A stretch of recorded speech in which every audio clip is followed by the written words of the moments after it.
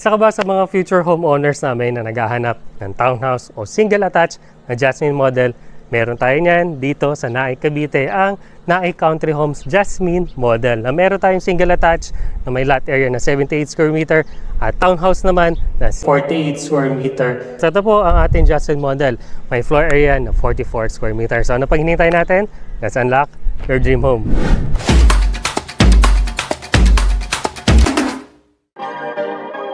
Perfect.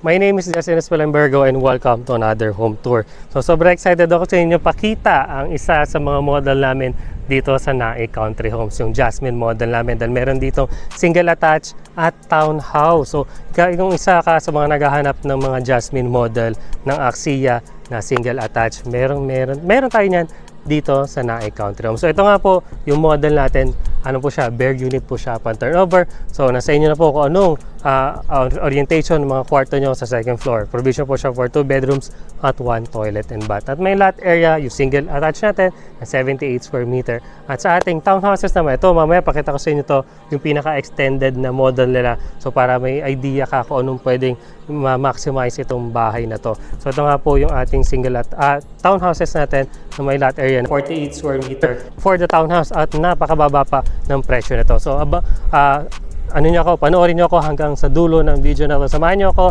para makita nyo sa dulo ng video na to yung pinaka-presyo ng bahay na to. So unahin na natin syempre yung ating pinaka-single attached na model natin dito. So ito nga po siya, pag single attached kayo or end unit ng Jasmine model, gato siya i-deliver sa inyo. So napansin nyo naman, ang laki ng space natin dahil 78 square meter siya, di ba?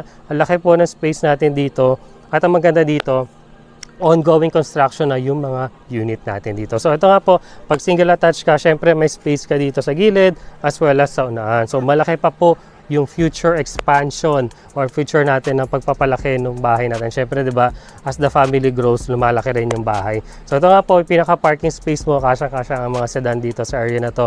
At syempre, napansin nyo naman, napakagandang facade natin ng Jasmine model natin. May mga stone accent tayo. At ang mga bintana natin dito is aluminum encasement na sliding windows. At ang pintuhan natin dito ay ano po siya, flash metal door o gawa siya sa bakal. So dito naman sa gilid, ganoon din po siya dahil nga single attached tayo. Siyempre, may mga bintana tayo sa gilid. So dito sa baba, isa, sa taas naman, dalawa. So mamaya pakita ko sa inyo yung second floor. So pasok na po tayo sa loob, papakita ko sa inyo yung pinaka-interior ng bahay na to. So yan, welcome po dito sa ating Jasmine model. So napapansin nyo naman, di ba, ano siya, bare unit po siya upon turnover. So cement finish po yung flooring natin as well as mga walls natin, cement finish po siya. So ito nga po yung pinaka living space mo. So sa living space mo, malaki po yung space natin.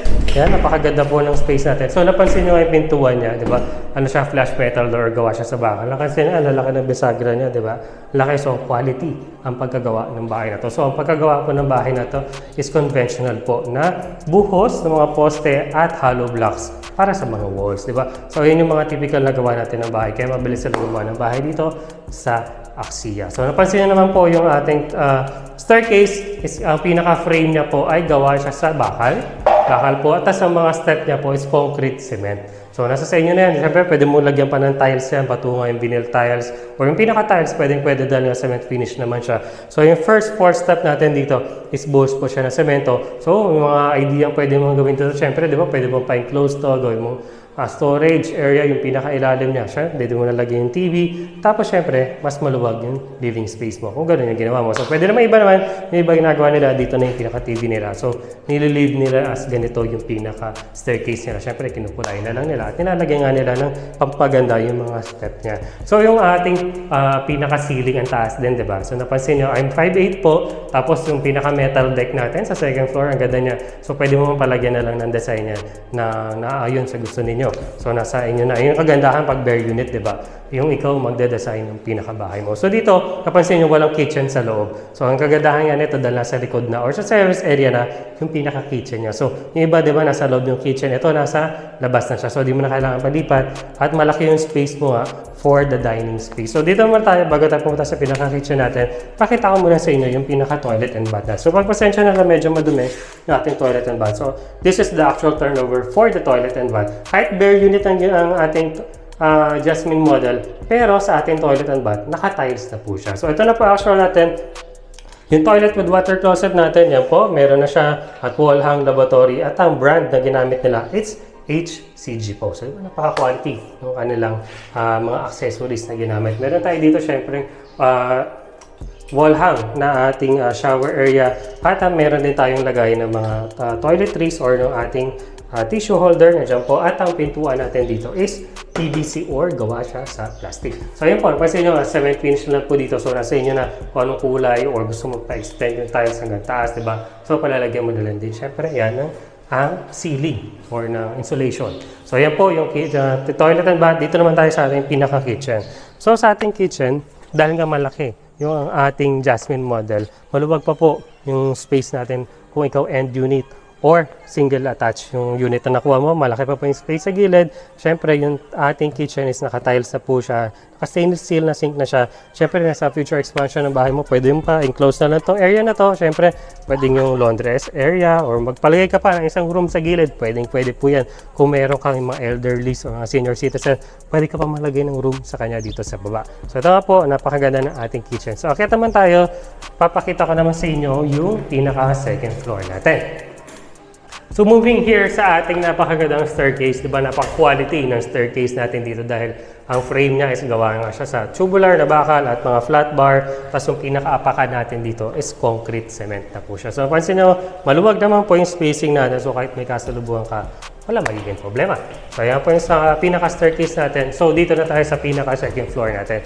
So napansin nyo nga yung second floor natin, malaki po yung space. Kasha or provision siya for 2 bedrooms. So ito yung isang space para sa pinaka-front na room. At dito naman yung sa pinaka-second bedroom natin or pinaka-likod na bahagi na room natin. At ang kagandahan nga dito, pag single attached na Jasmine model yung kunin mo, meron tayong 4 na bintana. So, di ba lalaki? Lalaki pa nga na bintana natin dito at aluminum encasement siya na sliding windows. Napakaganda niya rin. Isa to sa pinaka nagustuhan ko ng mga sliding windows Kasi makapal yung frame niya at ang laki.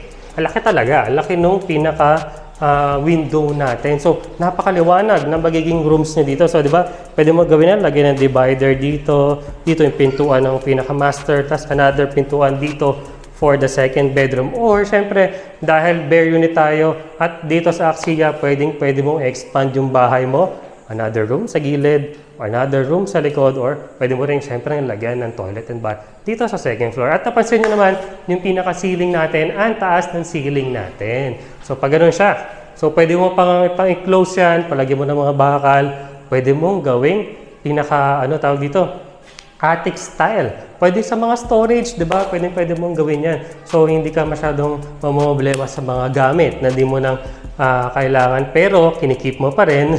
Di ba? Pwede mong lagay dyan sa area na yan. So, may space ka para sa future development ng bahay, ng future storage ng bahay na to. Di ba? Ganda.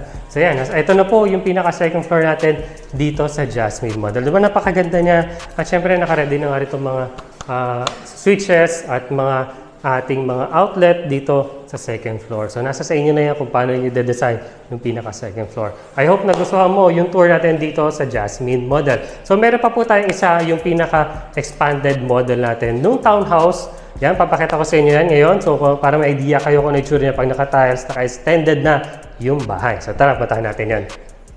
Yan, so dito naman po tayo sa ating Jasmine model na extended or para may idea kayo kung anong itsura niya pag extended na siya or may mga tiles na siya, may partition na siya. Ito po yung ating model para doon. So ito nga po yung pinaka Jasmine inner unit natin na 48 square meter for the inner unit. Yan po, townhouse po siya na inner unit 48 square meter. So same lang din po siya ng lot area nitong extended model natin na 48 square meter din po. Pero yung floor area niya mas malaki na siya or mas extended na siya Yan po, ito mapansin nyo, in-extend na yung pinakaunahan ng bahay. So, pwede nyo gayahin to kung yung bibilihin yung bahay is inner unit na townhouse. So, ayun nakagandahan dito sa Axia eh. Marami kang pwedeng gawin sa bahay mo. So, katulad nga nito, na-extend nila, may parking, na-retain pala yung pinaka-parking space niya. At ang kagandahan doon, yung parking space niya, partially covered na po siya. So, yan nga po, yung pinakalalagyan nyo na siya ng gate dyan sa area na yan, sementado na rin yung pinaka-flooring niya. So, pasok na tayo sa loob. Pakita ko sa inyo yung pinaka-interior ng bahay na to. So, ganun pa rin po yung pinaka-pintuan natin. Ano pa rin po siya? Flush metal door pa rin po siya. At syempre ito, mapansin nyo, naka-tiles na siya. So, yan, di ba? Napakaganda niya na. Nalagay ko lang dito para di sumara. So, ito na po siya. Naka-tiles na po siya. Pan-turnover. Ito po yung 60 by 60 na tiles yung ginamit nila dito. Pwede nyo gayahin yan. So, napansin nyo, di ba? Mas maluwag na siyang tingnan pag painted na yung walls at naka-tiles na tayo. At meron na rin siyang ceiling as well. So, yan. Pwede nyo gayahin yan dito. So, pwede mo lagay dito yung living space mo. Dito naman syempre yung dining. At yung kitchen mo nasa likod na. So, yan po yung pinaka-toilet and bath natin dito. Di naman nila masyadong iniba or pininturahan lang nila yung walls, nilagyan nila ng ceiling. Same pa rin po yung pinaka-tiles niya at yung mga toilet accessories natin. Ganun pa rin po siya. So, sa kitchen, wala naman sila masyadong ginawa. Ganun pa rin po yung ginawa nila. Dito naman sa ating staircase, ito nga pa yung sinabi ko sa inyo kanina, pininturahan na lang nila yung nasa baba at saka yung sa taas. So, pwede pa lagyan ito ng tiles. So, okay tayo sa taas, papakita ko sa inyo kung ilan rooms yung pwedeng magkasya dito pag extended model na siya. So, tara! Yan, so going here sa ating pinaka second floor. So, napansin nyo naman, nilagyan na lang nila ng railings dito sa pinakataas. At meron tayong open space or family room sa area na to. So, ito nga po yung pinaka family room. Pwede mong gawing 2 bedrooms or 3 bedrooms itong ating townhouse model dito sa Naik Country Homes. Oops. So, yan po. Dito yung mamaya pakita kasi ito pinaka-master bedroom natin. So, itong family room, pwede mo rin siya, syempre, kung kailangan mo ng 3 bedrooms, pwede mo pang gawing room itong isa na to. Tapos, punta naman tayo dito. Ito, ang maganda rin nga dito, yung nasabi ko sa inyo, di ba? Pwede mo pang lagyan ng another toilet and bath sa second floor. So, ito, almost the same din siya dun sa toilet and bath na nasa baba. Pwede mo siyang pagpatungin na toilet and bath. So, di ba, ang ganda niya, same din po siya na itsura nung nasa baba. At ito yung pinaka-room natin na sa likod na bahagi. So, napansin nyo, di ba, kahit nasa likod siya, napakaliwanag niya. So, yan, ang pinaka-sahig nila dito is naka-ano na siya, vinyl tiles na po yung ginamit nila at nilagyan nila ng balcony dito sa likuran. So, ang ganda niya, di ba? Napakaliwanag kahit nasa likod na bahagi yung room. Maliwanag pa rin siya. O pwede mo rin gawin, syempre, pwede mong gawing sampayan area to. Di ba? Tago yung mga damit mo, hindi siya nakikita sa labas. So, punta naman tayo dito sa ating master bedroom or yung pinakaunahang part. So, usually, yung pinakabahay natin hanggang dito lang. So, yung pinaka-original na bahay hanggang dito lang. So, in-extend nila hanggang doon. So, another room pa nga yung nadagdag. So, ito nga po yun. Another room. So, ang magandahan dito sa extended part, ang laki po ng pinaka-master bedroom ninyo. So, laki po. Laki ng space niya. Maluwag po siya kahit isang queen size na bed ang ilagay mo dito. Wala ka magiging problema dahil sa laki ng room na to. Naka-vinyl tiles tayo dito. At ang kagandahan, syempre may balcony siya. So, yan. Pwede mong gayahin itong model na to dito sa Axia Naik Country Homes. So, ito nga po yung Jasmine model natin.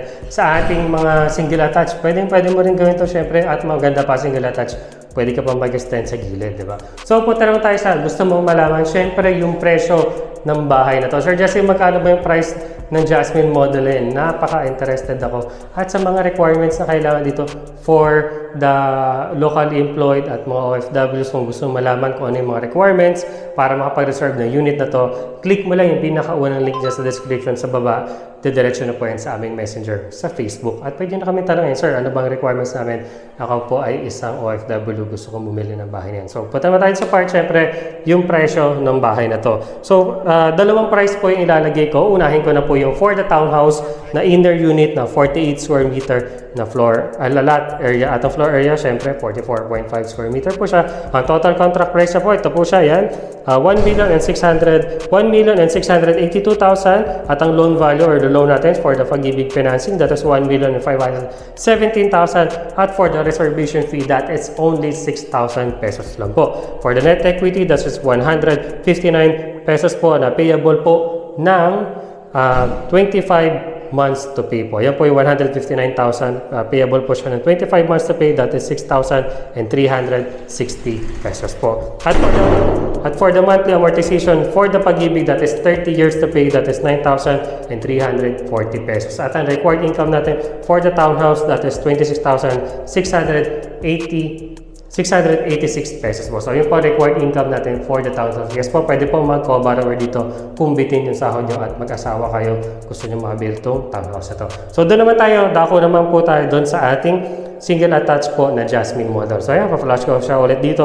Ang total contract price niya po is 2,073,000. Ang floor area po nito is 78 square meter, yung katulad ng kanina, nakita ko sa inyo. At ang loan value natin sa Pag-ibig is 1,843,000 po. At ang reservation fee natin for the single attached is 8,500 pesos lang po. At ang ating net equity, there is 221,500 pesos, payable for 27 months po, na 8,203 pesos po. At ang monthly amortization na sa Pag-ibig financing po for 30 years, that is 11,347 pesos po. At ang net disposable income na requirements po is 32,421 pesos lang po. Yun po yung required income natin for the single attached. So, pwede po dito yung co-borrower. Inulit po, pwede po ang co-borrower, pwede po kamag-anak mo, o pwede rin hindi, or future pa lang kayo, magpapakasal pa lang. Pwede po kayong dalawa maging co-borrower at mag-combine income po para ma-avail itong napakagandang bahay na to. So, sir, ano ba requirements? So, both po kayo magre-requirements kung ikaw yung principal buyer at co-borrower, parehas po kayo the documents, complete documents po kayo parehas, as well as yung mga kailangan natin sa Pag-ibig, yung mga membership na ganyan po. Siyempre dapat meron ka ng 24 months na contribution sa Pag-ibig, wala kang delinquent na mga past loans. Yan. So kung mga iba pang mga question, pwede mo kaming kontakin sa Facebook. I hope nagustuhan mo itong napakagandang tour natin dito sa Jasmine model. Kung may mga question ka, PM mo lang kami, and I hope na marami ka natutunan dito sa ating house tour dito sa Jasmine model. I hope you like this video. Please leave a like, share this video, and subscribe to my channel. We're also on other social media like Facebook, Instagram, at TikTok. Thank you so much for watching, and see you on the next one.